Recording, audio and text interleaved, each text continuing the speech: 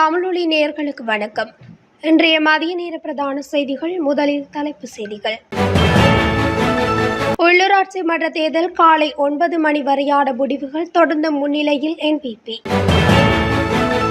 உள்ளூராட்சி தேர்தலில் வாக்களிக்காத முன்னாள் ஜனாதிபதிகள். பொதுமக்களுக்கு போலீசார் விடுத்துள்ள அவசர எச்சரிக்கை. உள்ளூராட்சி மன்ற தேர்தல் யாழ் மாவட்டத்துக்கான அனைத்து முடிவுகளும் வெளியானது. எதிர்க்கட்சிகளுடன் தேசிய மக்கள் சக்தி கைகோர்க்காது அனுர தரப்பு அதிரடி. ஐக்கிய மக்கள் சக்தியின் வேட்பாளர் மீது கத்திக்குத்து தாக்குதல். நீதிமன்றத்தில் சரணடைந்த பிரசன்ன ரணவீர. பாணந்துறை துப்பாக்கிச்சூடு பாதாள உலக கும்பல் தலைவரின் சகாக்கள் கைது. தொடர்பான விரிவான செய்திகள். நடைபெற்ற உள்ளூராட்சி மன்ற தேர்தலுக்கு அமைய இன்று காலை 9 மணி வரை வெளியான முடிவுகளின் அடிப்படையில் தேசிய மக்கள் சக்தி தொடர்ந்து முன்னிலை வகிக்கிறது. இதற்கமைய வெளியான 273 உள்ளூராட்சி மன்றங்களுக்கான உத்தியோகபூர்வ முடிவுகளின் அடிப்படையில் தேசிய மக்கள் சக்தி 34,87,532 வாக்குகளை பெற்றுக்கொண்டு 3072 ஆசனங்களை கைப்பற்றியுள்ளது. ஐக்கிய மக்கள் சக்தி 16,95,586 வாக்குகளை பெற்றுக்கொண்டு 1345 உறுப்பினர்களை கைப்பற்றியுள்ளது. ஸ்ரீலங்கா பொதுஜன பெரமுன 7,67,776 வாக்குகளை பெற்றுக்கொண்டு 597 உறுப்பினர்களை கையகப்படுத்தியுள்ளது.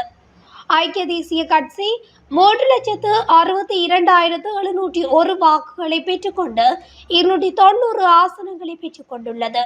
பொதுஜன ஐக்கிய முன்னணி 3,01,337 வாக்குகளை பெற்றுக்கொண்டு 239 ஆசனங்களை பெற்றுக்கொண்டுள்ளது. இலங்கை தமிழரசு கட்சி 2,44,593 வாக்குகளை பெற்றுக்கொண்டு 319 ஆசனங்களை பெற்றுக்கொண்டுள்ளது. சர்வஜன அதிகாரம் 2,19,916 வாக்குகளை பெற்றுக்கொண்டு 171 ஆசனங்களை கையகப்படுத்தியுள்ளது. ஸ்ரீலங்கா முஸ்லிம் காங்கிரஸ் 94,762 வாக்குகளை பெற்றுக்கொண்டு 79 ஆசனங்களை கைப்பற்றியுள்ளது.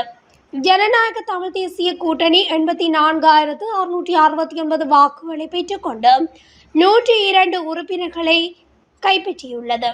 அகில இலங்கை மக்கள் காங்கிரஸ் 67,454 வாக்குகளை பெற்றுக்கொண்டு 97 உறுப்பினர்களை பெற்றுக்கொண்டுள்ளது. அகில இலங்கை தமிழ் காங்கிரஸ் 62,333 வாக்குகளை பெற்றுக்கொண்டு 49 ஆசனங்களை கைப்பற்றியுள்ளது. நேற்று இடம்பெற்ற இலங்கை உள்ளூராட்சி சபை தேர்தலில் முன்னாள் ஜனாதிபதிகள் மகிந்த ராஜபக்ச, கோட்டபாய ராஜபக்ச மற்றும் மைத்திரிபால சிறிசேன ஆகியோர் வாக்களிக்கவில்லை என தகவல் வெளியாகியுள்ளது. முன்னாள் ஜனாதிபதிகளின் வருகைக்காக ஊடகவியலாளர்கள் காத்திருந்த போது மைத்திரிபால, கோட்டபாய மற்றும் மகிந்த ராஜபக்ச வாக்களிக்க வரவில்லை என கூறப்படுகின்றது. 339 உள்ளூராட்சி மன்றங்களுக்கான தேர்தல் நேற்று நடைபெற்ற நிலையில் நாடளாவிய ரீதியில் உள்ள 13,759 வாக்களிப்பு நிலையங்களில் வாக்குப்பதிவுகள் இடம்பெற்ற நிலையில் தற்போது முடிவுகள் வெளியாகி வருகின்றமை குறிப்பிடத்தக்கது. போலீஸ் அதிகாரிகள் என கூறி மோசடி நடவடிக்கையில் ஈடுபடும் நபர்கள் தொடர்பில் பொதுமக்களுக்கு போலீசார் எச்சரிக்கை விடுத்துள்ளனர். அதன்படி போலீஸ் அதிகாரிகள் என கூறி பல்வேறு பிரதேசங்களில் குறித்த கும்பல் சோதனை நடவடிக்கைகளை மேற்கொண்டு பொதுமக்களிடமிருந்து பெறுமதியான பொருட்களை அபகரிப்பதாக எச்சரிக்கப்பட்டுள்ளது.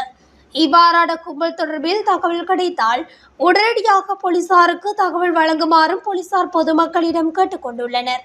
போலீஸ் அதிகாரிகளின் பெயருக்கு களங்கத்தை ஏற்படுத்தும் இவ்வாறான கும்பலுக்கு எதிராக சட்ட ரீதியாக நடவடிக்கை எடுக்கப்படும் எனவும் போலீசார் தெரிவித்துள்ளனர்.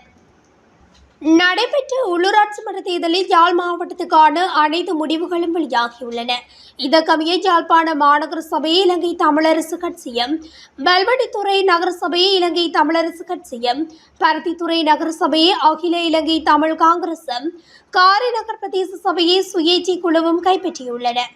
அத்தோடு நெடுந்தீவு பிரதேச சபையை இலங்கை தமிழரசு கட்சியும், வேலணை பிரதேச சபையை இலங்கை தமிழரசு கட்சியும், வலிகாமம் மேற்கு பிரதேச சபையை இலங்கை தமிழரசு கட்சியும், வலிகாமம் வடக்கு பிரதேச சபையை இலங்கை தமிழரசு கட்சியும், வலிகாமம் தென்மேற்கு பிரதேச சபையை இலங்கை தமிழரசு கட்சியும், வலிகாமம் தெற்கு பிரதேச சபையை இலங்கை தமிழரசு கட்சியும், வலிகாமம் கிழக்கு பிரதேச சபையை இலங்கை தமிழரசு கட்சியும், வடமராட்சி தென்மேற்கு பிரதேச சபையை இலங்கை தமிழரசு கட்சியும், பருத்தித்துறை பிரதேச சபையை இலங்கை தமிழரசு கட்சியும், சாவகச்சேரி பிரதேச சபையை இலங்கை தமிழரசு கட்சியும், சாவகச்சேரி நகரசபை அகில இலங்கை தமிழ் காங்கிரசும், நல்லூர் பிரதேச சபையை இலங்கை தமிழரசு கட்சியும் மற்றும் ஊர்காவுத்துறை பிரதேச சபையை ஈழமக்கள் ஜனநாயக கட்சியும் கைப்பற்றியுள்ளதும் குறிப்பிடத்தக்கது.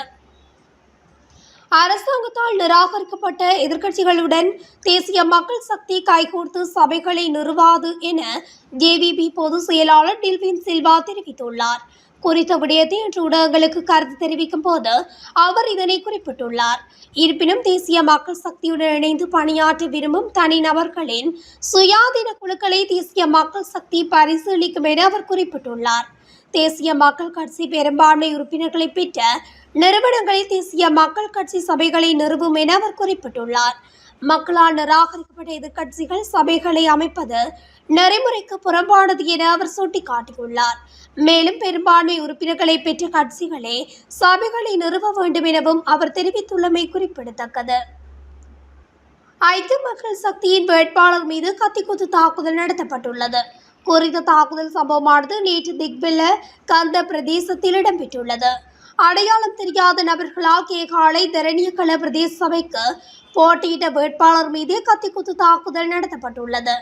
இதில் பாதிக்கப்பட்டவர் வைத்தியசாலையில் அனுமதிக்கப்பட்டுள்ளதோடு மோதலில் ஈடுபட்டு காயமடைந்த மேலும் 2 வைத்தியசாலையில் அனுமதிக்கப்பட்டுள்ளனர். முன்னாள் ராஜாங்க அமைச்சர் பிரசன்ன ரணவீர மகர நீதவான் நீதிமன்றத்தில் சரணடைந்துள்ளதாக தெரிய வருகிறது.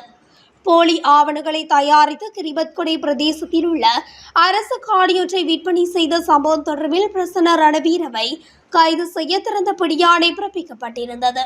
இந்த நிலையில் பிரசன்ன ரணவீர மகர நீதவான் நீதிமன்றத்தில் சரணடைந்துள்ளார். இந்த சம்பவம் தொடர்பாக முன்னாள் அமைச்சர் மேர்வின் சில்வாவும் விளக்கமறியலில் வைக்கப்பட்டுள்ளார் என்பதும் குறிப்பிடத்தக்கது.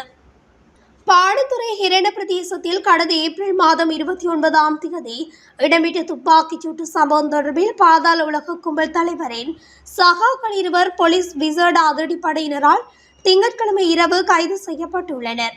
போலீஸ் விசேட அதிரடிப்படையினருக்கு கிடைத்த தகவலின் பேரில் கொழும்பு கொம்மடி வீதி போலீஸ் பிரிவுக்குட்பட்ட ஜூனியன் பிளேஸில் மேற்கொள்ளப்பட்ட சுற்றிவளைப்பில் சந்தேக நபர்கள் 2 ஐஸ் போதைப் பொருளுடன் கைது செய்யப்பட்டுள்ளனர்.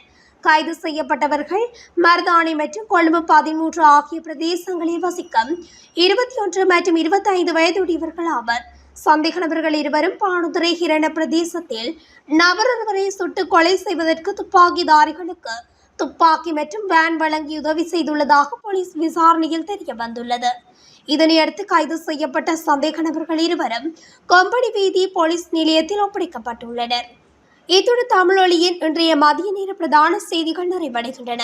தொடர்ச்சியாக செய்திகளை அறிந்து கொள்ள தமிழொலி ஊடகத்துடன் இணைந்திருங்கள். நன்றி, வணக்கம்.